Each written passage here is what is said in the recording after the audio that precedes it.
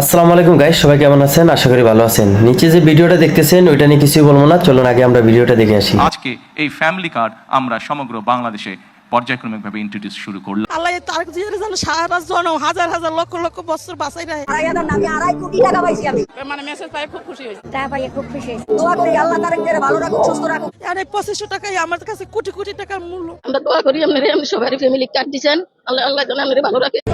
আমি এখনো কার্ড পাইনি, কিন্তু আমার বিকাশে 2500 টাকা ঢুকেছে।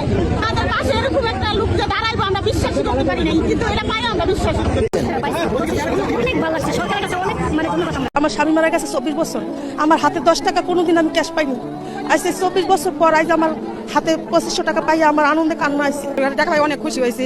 আমি এতদিন পরে আমি অ্যাক্সিডেন্ট হয়েছিলাম, করার পর আমি ইনকাম করতে পারি। 25 টাকা পাইছি, 2515 টাকা পাইছি, আমরা অনেক খুশি।